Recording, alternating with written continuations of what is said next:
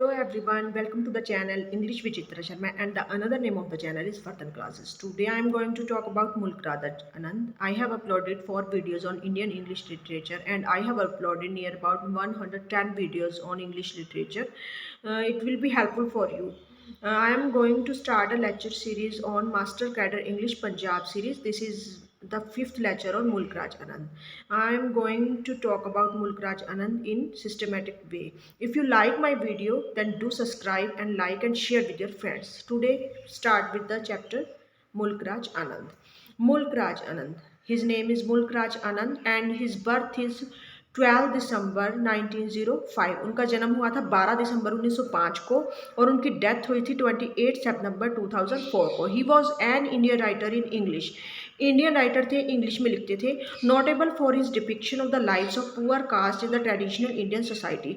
उनके काम को ज़्यादा जाना जाता है। उन्होंने जितनी भी गरीब तबका है उसको अपनी नॉवेल्स में मेन पार्ट लिया है। देखो, आप जब भी क्वेश्चन करो ना, देखो आपको नियर अबाउट 10 राइटर होंगे इंडियन इंग्लिश लिटरेचर में, तो आप इस चीज़ को ध्यान रख लेना भी जब भी आपको पुअर कास्ट की बात होए, अनटचेबल वगैरह की बात हो, जो मतलब जिसमें ज़्यादा एक्सप्लॉयटेशन दिखाया हो गरीब तबके का, वो आप बेझिझक होकर मुल्क राज आनंद को चुन सकते हैं।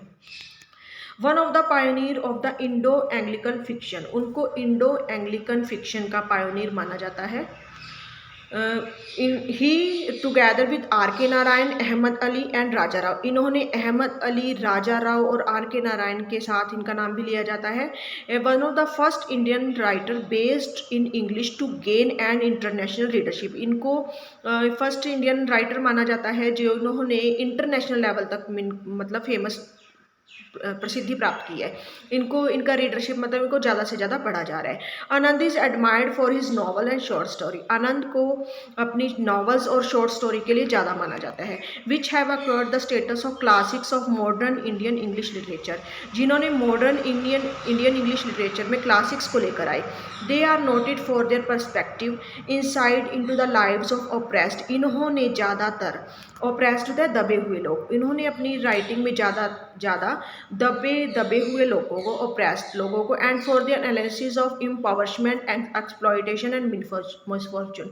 इनके वर्क में ज़्यादा आपको क्या दिखेगा? इम्पावरमेंट दिखेगा, एक्सप्लॉयटेशन, आपको ज़्यादा से ज़्यादा एक्सप्लॉयटेशन हो रहा होगा, उनका ज़्यादा से ज़्यादा शोषण हो रहा होगा, मिसफॉर्चून, बदकिस्मती को दिखाया गया।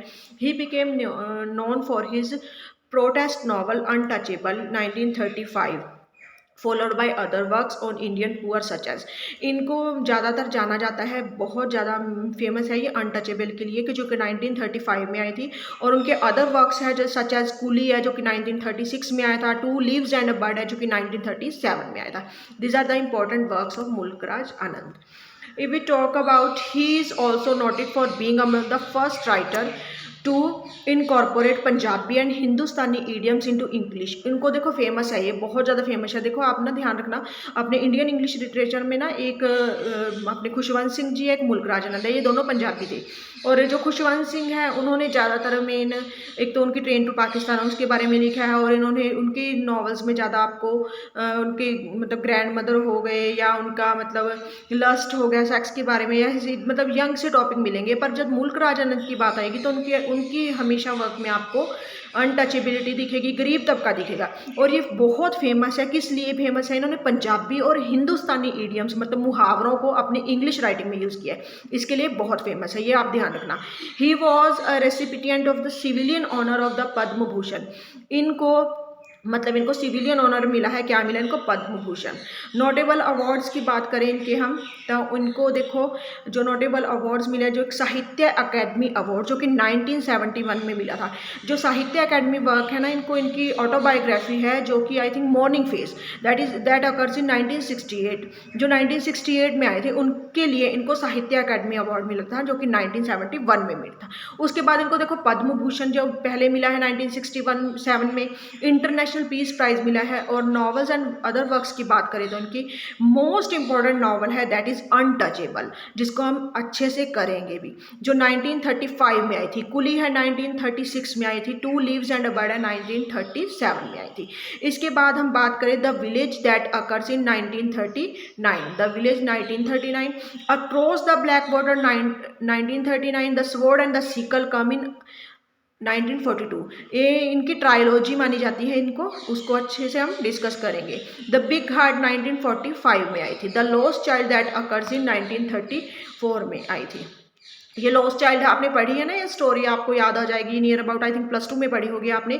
जो बच्चा है वो अपने पेरेंट्स के साथ मेले में जा रहा होता है, उसको मतलब सब कुछ लेना होता है, उसने कुछ ना हर एक चीज़ के लिए जिद करता है, मुझे ये चाहिए मुझे वो चाहिए, पर जब उसके पेरेंट्स उससे लॉस्ट हैं तो वो सब कुछ कह देता है भी मुझे कुछ नहीं चाहिए, मुझे सिर्फ मेरे पेरेंट्स चाहिए। वो स्टोरी है, आपने पढ़ी हुई है। सेवन समर दैट और है जो कि 1951 में आया था। The private life of an Indian prince that occurs in 1953।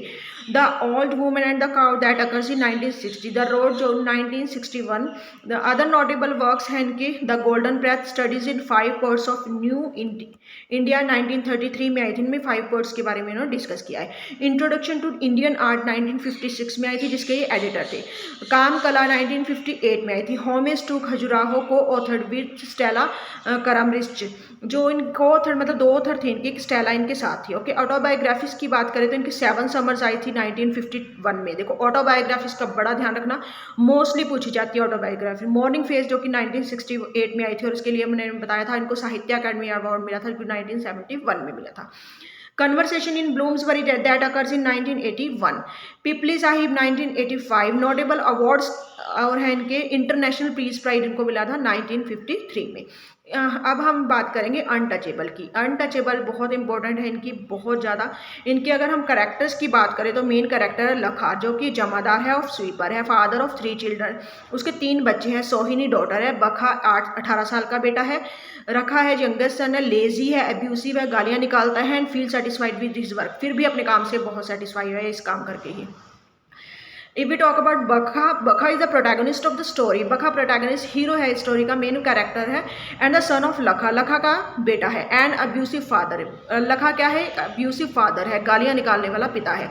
जो बखा है 18 year old young man working as a sweeper. 18 साल का बच्चा है, वर्किंग यंग मैन है, और किस तरह काम कर रहा है? वो स्वीपर के तौर पे काम कर रहा है in British barracks. Does not like sweeping, उसको स्वीपिंग बिल्कुल भी पसंद नहीं है। नॉट रिवोल्टिंग अगेंस्ट अनटचेबिलिटी, वो रिवोल्ट नहीं कर रहा अनटचेबिलिटी की, but rather believing in gradual change in the role of the untouchable. पर ये बिलीव कर रहा है भी कोई ना कोई चेंज जरूर आएगा अनटचेबल में। Not believing the practice of untouchable, untouchability का काम नहीं, प्रैक्टिस उसमें विश्वास नहीं करता। चरत सिंह है जो एक करेक्टर है, देखो इसमें हॉकी प्लेयर है, वो इनवाइट्स हिम टू टी। वो अनटचेबिलिटी में देखो चरत सिंह है जो करेक्टर है, वो बिल्कुल विश्वास नहीं करता अनटचेबिलिटी में, एंड उसको चाय पे बुलाता है। गिफ्ट में ब्रांड न्यू हॉकी स्टिक, और उसको एक hockey stick brand new gift में देता है। कर्नल हचिंसन है, a missionary wants to convert him into Christianity. जो कर्नल हचिंसन है वो उनको क्रिश्चियन बनाना चाहता है, क्योंकि उसका बिलीव क्या है हचिंसन का, अगर ये क्रिश्चियन बन जाएगा तो फिर कोई भी अनटचेबिलिटी वाली बात नहीं रहेगी, वो अनटचेबिलिटी से बाहर रह जाएगा। Driven out the house of father Lakha for the unwillingness to do sweeping, उसको उसके फादर लखा के द्वारा बाहर निकाल दिया जाता है क्योंकि वो स्वीपिंग नहीं करना चाहता। Hears of the speech of Mahatma, वो महात्मा यहाँ पे महात्मा एक सिंबल के तौर पे यूज़ किया गया है, नॉट एज महात्मा गांधी। इन्होंने महात्मा ये वर्ड यूज़ किया है, पर ये महात्मा गांधी को ही शो कर रहा है। Against the male practice of untouchability, वो अनटचेबिलिटी की मेल प्रैक्टिस में विश्वास नहीं करता है। And becomes hopeful to change in the lot of sweeper, और उसको उम्मीद है जो स्वीपर्स हैं उनकी लाइफ में बहुत ज़्यादा चेंज आ जाएगा। सोहिनी है डॉटर ऑफ लखा, लखा की बेटी है। यंग एंड ब्यूटीफुल है, पेशेंस एंड रेसिलियंट है, बहुत धैर्य वाली है। सेक्सुअली एजोल्टेड बाय प्रिस्ट कालीनाथ, जिसको कि सेक्सुअली क्या किया जाता है, उसका रेप कर लिया जाता है प्रिस्ट कालीनाथ के, मतलब उसको प्रताड़ित किया जाता है, एजोल्टेड में प्रताड़ित किया जाता है प्रिस्ट कालीनाथ के द्वारा। रखा है द यंगेस्ट सन ऑफ लखा, जो रखा है वो छोटा बेटा है लखा का। Typical son of outcast parents, बहुत टिपिकल है, एब्यूसिव है, लेजी है, आपको पहले पता था। अदर कैरेक्टर्स की बात करें, भगवान दास है, हकीम और लोकल डॉक्टर है। Who saved Bakha's life when he was child, जो कि बखा की लाइफ बचा लेता है जब वो एक बच्चा होता है। चरत सिंह हमने बात किया था, हॉकी प्लेयर है, वो बिल्कुल भी बिलीव नहीं करता अनटचेबिलिटी। हॉकी स्टार है, a jocular personality who does not believe in untouchability, जो अनटचेबिलिटी में बिल्कुल विश्वास नहीं करता। Invites Bakha to tea, Bakha को चाय पे बुलाता है। He gifts a brand new hockey stick to him, उसको ब्रांड न्यू हॉकी स्टिक भी देती है। छोटा है one of Bakha's best friend belonging to a bit higher caste, जो बखा का देखो फ्रेंड है, बेस्ट फ्रेंड है, थोड़ा सा उससे हाई कास्ट में है। Ramcharan another best friend of Bakha, दूसरा बेस्ट फ्रेंड है, वो भी थोड़ा सा हाई कास्ट है। Pandit Kalinath a priest of a temple of Bulle Shah, Bulle Shah जो उसका प्रिस्ट है, टेम्पल में एक पंडित है। He sexually exhorted Bakha's young sister Sohini, जो कि जो कि बखा की सिस्टर है, यंग सिस्टर है छोटी, उसको सेक्सुअली प्रताड़ित करता है सोहिनी, but instead of feeling guilty, सोहिनी जो कि गिल्टी नहीं फील करती, अक्यूजेज हर ऑफ डिफीलिंग हिम, बल्कि वो क्या कर रही है, उसको दोषी मान रही है।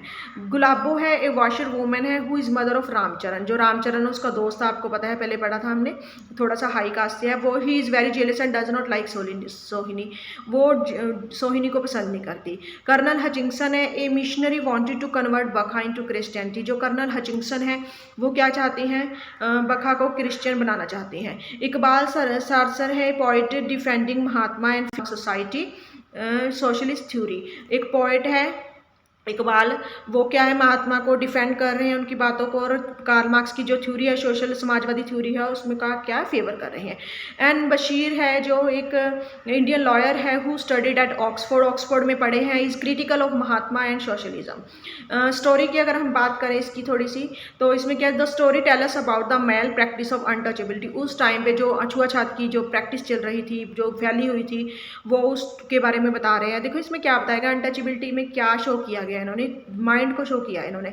वैसे तो ये स्वीपर्स हैं, इनको पसंद नहीं करते, बिल्कुल भी इनको लाइक नहीं करते, उनको मंदिरों में जाने का अधिकार नहीं है, उनको किसी को छूने का अधिकार नहीं है, बट जब पंडित कालीनाथ सोहिनी को एग्जॉर्टेड करते हैं, तब ये दिमाग में उनके क्यों नहीं आती, वो भी तो एक अनटचेबल है, तब ये बात उनके सामने क्यों नहीं आ रही, इस चीज़ को इन्होंने शो किया है। In the British India he about a low caste family which earns by cleaning latrine, देखो ये काम बहुत मुश्किल था पहले, आज के टाइम में तो देखो इंग्लिश सीट्स वगैरह हैं, कोई प्रॉब्लम नहीं है, कोई किसी घर में कोई मतलब लैट्रिन साफ़ करने नहीं आता, पर उस टाइम की बात है जब घरों से लैट्रिन उठा कर लेकर जाए करते थे, सिर पर उठा कर लेकर जाए, उस टाइम की बात है। देखो उस टाइम पे ये कास्ट कितनी ज़्यादा प्रताड़ित हुई, इस चीज़ के बारे में आप थोड़ा सा दिमाग लगाओ। लखा is the Jamadar of sweeper, लखा क्या है, एक स्वीपर है, जमादार है। He has 3 children namely Sohini young beautiful girl, सोहिनी है एक बेटी सुंदर है।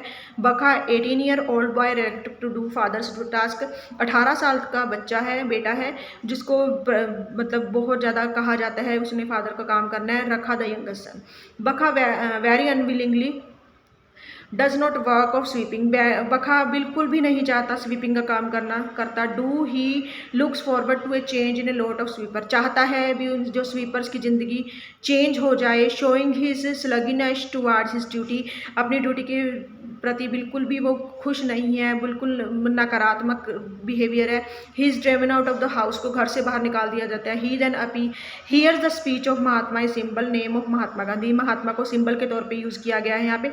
महात्मा गांधी की स्पीच सुनता है। The speech develops in him optimism for social change, यही स्पीच उसके अंदर ऑप्टिमिज्म लेकर आती है, मतलब आशा की किरण लेके आती है। Which sweeper would not clean the latrines of high class, जिसमें क्या दिखाया गया है, अभी न्यू मशीन्स आ गई हैं, इसके द्वारा अब जो स्वीपर्स हैं उनको अब हाई क्लास की लैट्रिन्स को साफ करना नहीं पड़ेगा।